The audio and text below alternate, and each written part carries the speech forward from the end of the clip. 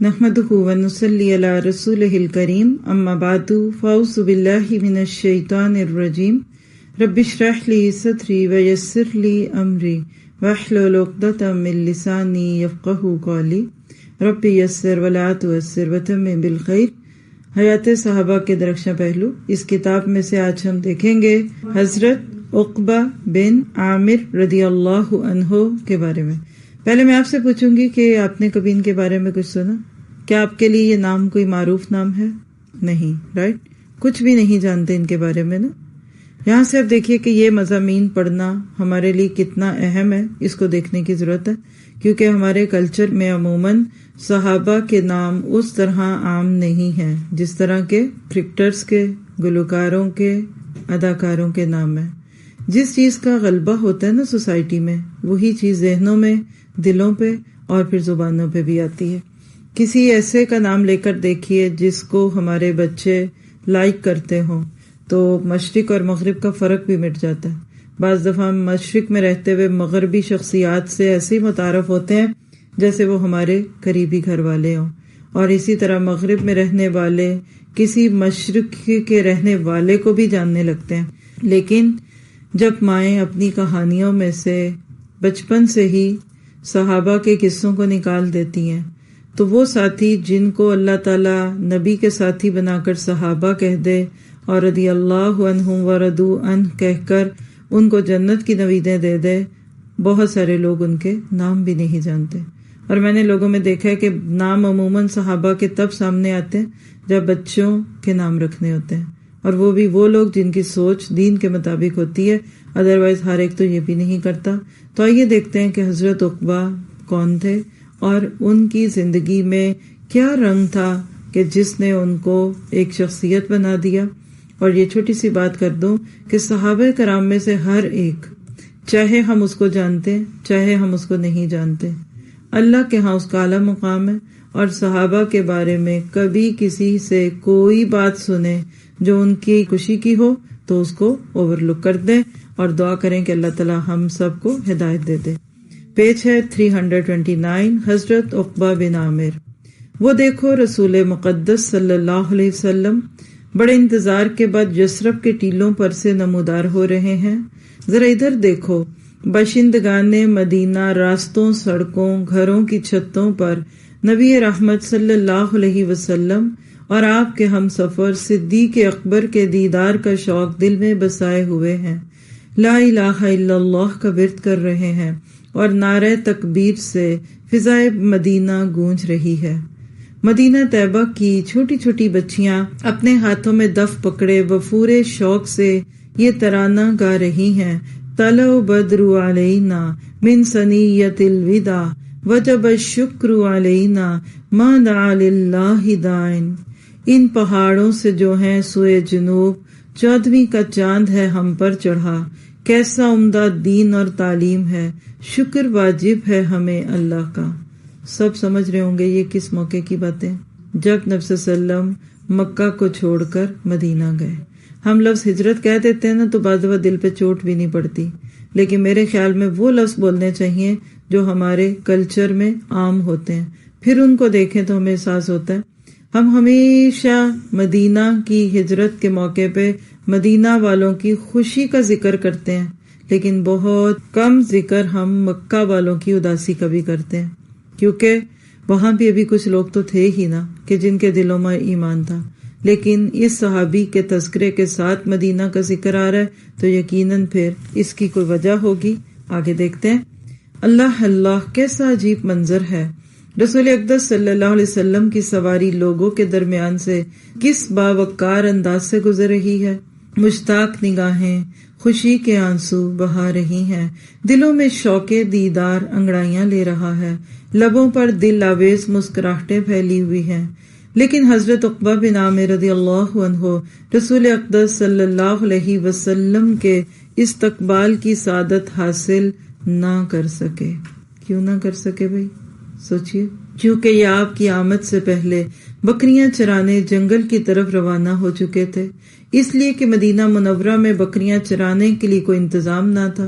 خطرہ تھا کہیں بکریاں بھوک کی وجہ سے ہلاک نہ ہو جائیں، اس دنیا فانی میں یہی بکریاں ان کی کل کائنات تھی، لیکن رسول اللہ صلی اللہ علیہ وسلم کی تشریف آوری کا چرچا صرف مدینہ طیبہ ہی میں محدود نہ رہا، تھوڑے ہی عرصے میں مدینہ کے قرب و جوار کی وادیوں میں آپ کے تشریف لانے کی خبر پھیل گئی۔ یہ خوش کن خبر، خوش کن کس کو کہتے ہیں؟ خوش کرنے والی۔ یہ خوش کن خبر حضرت عقبہ بن عامر کو بکریاں چراتے ہوئے جنگل میں ملی۔ حضرت عقبہ بن عامر رضی اللہ عنہ رسول اقدس صلی اللہ علیہ وسلم کے ساتھ اپنی ملاقات کا منظر بیان کرتے ہوئے فرماتے ہیں، جب رسول اقدس صلی اللہ علیہ وسلم مدینہ منورہ تشریف لائے، میں اس وقت دور دراز جنگل میں اپنی بکریاں چرا رہا تھا۔ جب مجھے آپ کے تشریف لانے کی خبر ملی تو میں اسی وقت مدینہ منورہ کی جانب چل پڑا۔ جب آپ کی خدمت میں حاضر ہوا تو عرض کی، یا رسول اللہ صلی اللہ علیہ وسلم، کیا آپ مجھ سے بیعت لیں گے؟ آپ نے پوچھا، تم کون ہو؟ میں نے عرض کی، عقبہ بن عامر جوہنی۔ جوہنی کیوں ہے؟ قبیلہ جوہینہ سے۔ آپ نے فرمایا، کون سی بیعت کرو گے، بیعت عرابی یا بیعت ہجرت؟ میں نے کہا، بیعت ہجرت کروں گا۔ رسول اقدس صلی اللہ علیہ وسلم نے مجھ سے اس طرح بیعت لی جس طرح مہاجرین سے لیا کرتے تھے۔ بیعت کے بعد ایک رات میں نے وہاں قیام کیا اور پھر بکریوں کی دیکھ بھال کے لیے جنگل کی طرف روانہ ہو گیا۔ ہم 12 ایسے اشخاص تھے جو نئے نئے دائرہ اسلام میں داخل ہوئے تھے، اور ہم مدینہ طیبہ سے دور جنگلات میں اپنی بکریاں چرایا کرتے تھے۔ ایک دن بیٹھ کر ہم نے مشورہ کیا کہ ہمیں رسول اقدس صلی اللہ علیہ وسلم کی خدمت اقدس میں حاضری دینی چاہیے۔ اگر ہم نے ایسے نہ کیا تو یہ ہمارے حق میں بہتر نہ ہوگا، ہم دینی تعلیمات سے محروم رہ جائیں گے اور نہ ہی اس وحی الہی سے فیض یاب ہو سکیں گے جو آپ صلی اللہ علیہ وسلم پر نازل ہو رہی ہے۔ ایسا کریں کہ ہم میں سے ہر روز ایک ساتھی مدینہ طیبہ جائے، اس کی بکریوں کی دیکھ بھال کی ذمہ داری ہم پر ہوگی، اور وہ جو کچھ رسول اقدس صلی اللہ علیہ وسلم سے دینی مسائل سنے وہ ہمیں آ کر بتائے۔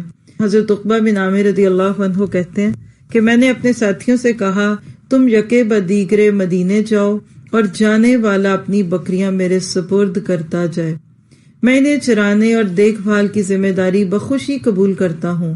میری اس وقت دلی کیفیت یہ تھی کہ مجھے بکریوں سے بہت پیار تھا، میرا دل نہیں چاہتا تھا کہ اپنی بکریاں کسی کے سپرد کر دوں۔ ہر ایک کا ایک ویک پوائنٹ ہوتا ہے نا، تو دین کے لیے چھوڑنا پڑا۔ میرے ساتھی یکے بدیگرے رسول اقدس صلی اللہ علیہ وسلم کی خدمت میں حاضری دینے کے لیے جانے لگے، اور مدینے جانے والا اپنی بکریاں میرے سپرد کر جاتا۔ جب وہ واپس آتا تو جو کچھ بھی اس نے سنا ہوتا وہ مجھے سنا دیتا۔ میں وہ دینی احکامات پورے غور سے سنتا اور انہیں اپنے دل میں بٹھا لیتا۔ کچھ عرصے کے بعد میرے دل میں خیال آیا کہ بڑے افسوس کی بات ہے، کیا میں ان بکریوں کی وجہ سے رکا ہوا ہوں؟ کیا میں اس دنیاوی مال و متاع کو رسول اقدس کی محبت پر ترجیح دے رہا ہوں؟ بھلا یہ بکریاں براہ راست رسول اللہ صلی اللہ علیہ وسلم سے حصول علم کی راہ میں رکاوٹ بنی رہیں گی؟ ہے سوچنے کا نقطہ۔ کتنے لوگ لائیو کلاسز چھوڑ کر پھر بعد میں ادھر ادھر سیکھتے ہیں، کیوں؟ کیونکہ اس وقت وہ قربانی نہیں دے پاتے۔ تو ان کا سوال کتنا جینین ہے، کیا علم کے راستے کی رکاوٹ بن جائے گا یہ سوچ کر میں نے اپنی بکریاں وہیں چھوڑ دی اور مدینہ طیبہ کی طرف چل دیا تاکہ مسجد نبوی میں قیام کروں اور براہ راست رسول اللہ صلی اللہ علیہ وسلم سے دینی تعلیم حاصل کروں۔ حضرت عقبہ بن عامر نے جب اپنی بکریوں کو خیر بات کہہ کر جوار رسول صلی اللہ علیہ وسلم میں اپنی بقیہ زندگی گزارنے کا عزم کیا تھا تو ان کے وہم و گمان میں بھی نہ تھا کہ آگے چل کر صحابہ کرام رضی اللہ عنہم اجمعین میں یہ بہت بڑے عالم، فاضل، قاری، فاتح اور ایک کامیاب گورنر کی حیثیت سے معروف ہوں گے۔ بہت سارا کو نہیں پتا ہوتا کہ جب اللہ کے لیے قربانی کی جاتی ہے تو اللہ تعالیٰ اس کا پھر بدلہ کیسے دیتا ہے۔ جب اپنی بکریوں کو چھوڑ کر اللہ اور اس کے رسول کی طرف یکسو ہو کر چل دیے، ہائی لائٹ کریں گے اس جملے کو، یکسو ہو کر چل دیے، تو ان کے دل میں یہ خیال تک نہ گزرا تھا کہ وہ اس اسلامی لشکر کے سپہ سالار ہوں گے جس سے امام الدنیا اور رسول بلاد یعنی دمشق کو فتح کرنے کا عظیم شرف حاصل ہوگا۔ پتہ چل رہا ہے اب آپ کو عقبہ کون تھے؟ اور وہ دمشق کے مشہور دروازے باب توما کے نزدیک سرسبز و شاداب باغات میں بنے ہوئے ایک عالی شان گھر میں سکونت پذیر ہوں گے۔ یہ بات ان کے تصور میں بھی نہ تھی کہ آگے چل کر ان کا شمار ان قائدین میں ہوگا جنہیں سر سبز و شاداب مصر کو فتح کرنے کی سعادت نصیب ہوگی، اور بالآخر بحیثیت شاہ مصر جبل مقتم کی چوٹی پر ایک خوبصورت بنگلے میں رہائش پذیر ہوں گے۔ ان سب رازہائے دروں کا علم اللہ تعالیٰ کے سوا کسی کو نہ تھا۔ آپ سوچیے کہ یہ وہ شخصیات ہیں جن کو اللہ تعالیٰ کہتے ہیں رضی اللہ عنہ ورضوا عنہ، ان کی خوبیاں کس طرح ہمارے سامنے آتی ہیں۔ حضرت عقبہ بن عامر رضی اللہ تعالیٰ عنہ رسول اللہ صلی اللہ علیہ وسلم کے ساتھ سائے کی طرح وابستہ رہے۔ حضور صلی اللہ علیہ وسلم جب سفر پر جاتے تو یہ آپ کے گھوڑے کی لگام تھام لیتے۔ کل کی لگام آج کی کا اسٹیئرنگ ہے، یعنی ہر گھڑی چلنے کو تیار، ہر دم تیار ہیں کہ میں ساتھ جانے کو تیار ہوں۔ پھر کیا کرتے؟ اتنا ہی کافی نہیں تھا، یعنی نیکی کر کے دل نہ بھرے یا اپنی موجودہ نیکی کو تھوڑا جاننا یہ تقوی کی علامت ہے، تو سفر میں آپ کے ساتھ ہوتے۔ کئی دفعہ رسول اقدس صلی اللہ علیہ وسلم نے انہیں گھوڑے پر اپنے پیچھے بھی بٹھایا، یہاں تک کہ یہ رسول اللہ صلی اللہ علیہ وسلم کے باڈی گارڈ کی حیثیت سے معروف ہوئے۔ دوران سفر بسا اوقات نبی اکرم صلی اللہ علیہ وسلم اچانک سواری سے نیچے اترے اور انہیں سوار ہونے کا حکم دیا اور خود پیدل چلنے لگے۔ حضرت عقبہ بیان کرتے ہیں کہ ایک روز میں رسول اقدس صلی اللہ علیہ وسلم کے گھوڑے کی لگام تھامے ایک ایسے راستے سے گزر رہا تھا جس کے دونوں جانب گھنے درخت تھے۔ آپ نے ارشاد فرمایا، عقبہ کیا تم سوار نہیں ہوگے؟ میرے دل میں آیا کہ نفی میں جواب دوں، یعنی انکار کر دوں، لیکن فوراً یہ احساس ہوا کہ کہیں آپ کی نافرمانی نہ ہو جائے، تو میں نے ہاں میں یعنی اس بات میں کہا ہاں۔ یہ سن کر رسول اللہ صلی اللہ علیہ وسلم گھوڑے سے نیچے اتر آئے اور مجھے سوار ہونے کا حکم دیا۔ میں تعمیل ارشاد کرتے ہوئے گھوڑے پر سوار ہو گیا، آپ پیدل چلنے لگے۔ میں یہ منظر برداشت نہ کر سکا تو فوراً گھوڑے سے نیچے آیا اور عرض کی کہ اللہ کے رسول آپ ہی سوار ہوں، میں برداشت نہیں کر سکتا کہ میں سوار ہوں اور آپ پیدل چل رہے ہوں۔ اس کے بعد اب سوار ہو گئے، پھر آپ نے ارشاد فرمایا، عقبہ کیا میں تجھے دو ایسی صورتیں نہ سکھلا دوں جن کی کوئی مثال نہیں ملتی؟ کیا پتہ چلا کہ ساتھ رہتے تھے تو کچھ نہ کچھ موتی تو مل ہی گئے، اور سفر کے دوران علم حاصل کرنا یہ تو بڑی سعادت کی بات تھی ان کے لیے۔ میں نے عرض کیا، ضرور ہے اللہ کے رسول، تو آپ نے مجھے قل اعوذ برب الفلق اور قل اعوذ برب الناس پڑھ کر سنائی۔ پھر نماز پڑھی تو اس میں بھی آپ نے انہی دو صورتوں کی تلاوت کی اور فرمایا کہ ان دونوں صورتوں کو سوتے اور بیدار ہوتے وقت پڑھ لیا کرو۔ حضرت عقبہ فرماتے ہیں کہ میں نے ان دونوں صورتوں کی تلاوت کو معمول بنائے رکھا۔ حضرت عقبہ بن عامر رضی اللہ عنہ نے اپنی تمام تر مسائی کہتے ہیں سعی کو، کوششیں، اپنی تمام تر کوششوں کا محور علم اور جہاد کو بنا لیا۔ ہر ایک شاکلہ ہوتی ہے نا، اس نے اپنی پہچان لی تو چل پڑے۔ تو ان کو علم سے محبت تھی اور جہاد سے۔ جہاں تک میدان علم کا تعلق ہے، اس سلسلے میں یہ رسول اقدس صلی اللہ علیہ وسلم کے تر و تازہ، میٹھے اور صاف شفاف علمی چشمے سے سیراب ہوئے، جس کی وجہ سے انہیں قاری، محدث، فقیہ، ماہر علم میراث، ادیب، فصیح البیان، مقرر اور شاعر ہونے کا شرف حاصل ہوا۔ قرآن مجید نہایت دلسوز آواز میں پڑھا کرتے تھے۔ جب رات پرسکون ہو جاتی، دنیا کی چہل پہل تھم جاتی، تو یہ پرسوز آواز میں قرآنی تعلیم کی تلاوت شروع کر دیتے، جس سے سن کر صحابہ کرام رضی اللہ عنہم کی آنکھوں سے آنسو جاری ہو جاتے اور خشیت الہی سے ان کے دل پر لرزہ طاری ہو جاتا۔ ایک روز حضرت عمر بن خطاب نے حضرت عقبہ بن عامر کو اپنے پاس بلایا اور فرمایا، عقبہ آج قرآن سناؤ۔ عرض کیا، امیر المومنین، چشم ماں روشن، دل شاداد، یہ خوش ہونے کا ایک طریقہ ہے۔ پھر قرآن حکیم کی تلاوت شروع کر دی اور حضرت عمر رضی اللہ عنہ پر اتنا اثر ہوا کہ زارو قطار رونا شروع کر دیا، جس سے آپ کی داڑھی تر بتر ہو گئی۔ حضرت عقبہ کو یہ اعزاز بھی حاصل ہے کہ انہوں نے پورا قرآن مجید اپنے ہاتھ سے لکھا۔ یہ کلمی نسخہ ان کے بعد بہت مدت تک مسجد عقبہ بن عامر رضی اللہ عنہ میں محفوظ رہا، لیکن افسوس کی بات یہ ہے کہ یہ بھی حوادث زمانہ کی نظر ہو گیا اور ہم اس قیمتی ورثے سے محروم ہو گئے۔ ہر ایک کا علم محفوظ نہیں رہتا، یہ بھی تبھی محفوظ رہتا ہے جب اللہ چاہتا ہے۔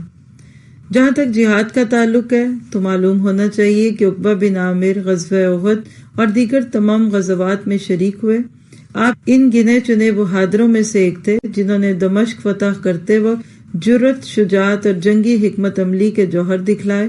اسلامی لشکر کے قائد حضرت ابو عبیدہ بن جراح نے ان کے جنگی کارناموں سے متاثر ہو کر اپنا خصوصی نمائندہ بنا کر امیر المومنین حضرت فاروق اعظم کی طرف دمشق کی نوید فتح سنانے کے لیے مدینہ منورہ بھیجا۔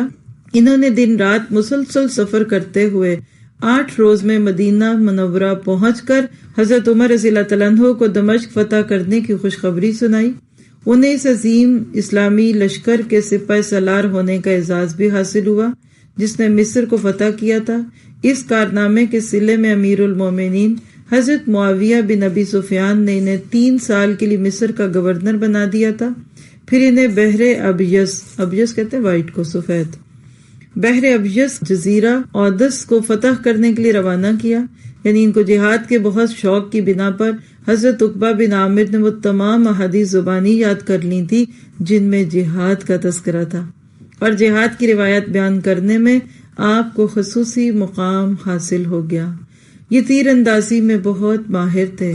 جب کبھی کھیل کا شوق دل میں پیدا ہوتا تو تیر اندازی کر کے اپنا دل بہلا لیتے تھے۔ یہ تو تھی ان کی کہانی۔ اب ان کی موت دیکھ لیجئے۔